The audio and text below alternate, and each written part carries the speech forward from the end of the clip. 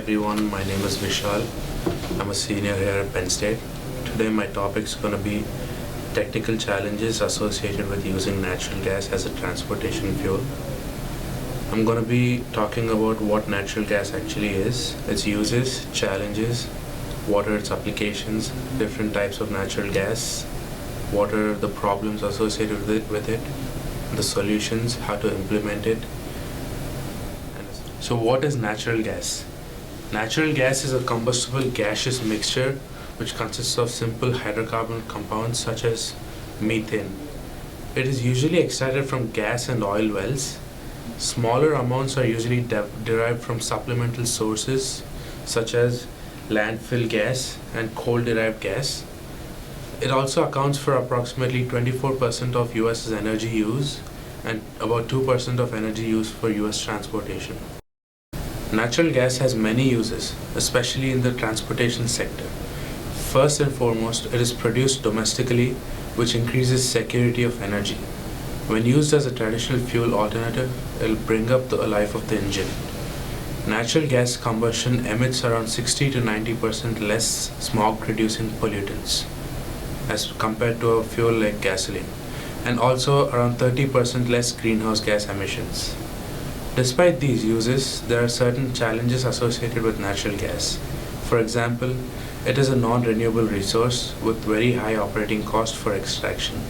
A vehicle running on natural gas usually has a shorter range, and along with that, refueling natural gas with vehicles is also not very widely available. This is one of the biggest challenges one will face. Natural gas is found in two forms. The first form is known as compressed natural gas or CNG. CNG has a relatively low energy density, especially when compared to gasoline. It requires approximately 0.5 cubic feet of CNG to equal the BTU value of 1 gallon of gasoline. In other words, a CNG tank with an interior volume of 20 gallons would hold the energy equivalent of 6 gallons of gasoline. CNG is a natural gas compressed to 3600 psi and stored as a gas in pressurized tanks. The second form of natural gas would be liquid natural gas or LNG. It has a higher density than CNG and is better suited for vehicles that travel for longer distances before refueling. LNG is chilled to minus 260 degrees Fahrenheit and stored as a liquid in thermal tanks.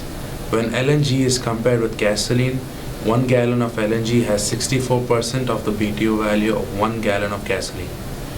One of the problems with LNG as a fuel is that as it warms, the fuel needs to be utilized or vented. So LNG should be utilized within a few days of refueling. Therefore, LNG is not well suited for vehicles that sit for long periods of time between uses. As a solution, one of the things we can do is to increase the production of natural gas so that it is made available to a lot more people. In order to do that, the costs of operation need to be subsidized. We also need to increase the number of fueling stations to help vehicles running CNG to increase their range of travel. The extraction of natural gas involves many techniques, two of which would be horizontal drilling and fracking. Although these techniques are widely used today, they have some major environmental concerns too.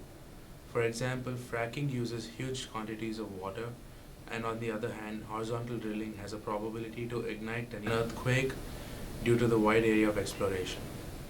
As a summary of this presentation, we went over what natural gas is, the various uses and challenges specific to its use as a transportation fuel, the different forms it is available in, what we can do to increase the usage of natural gas, and the techniques used to extract natural gas. Thank you.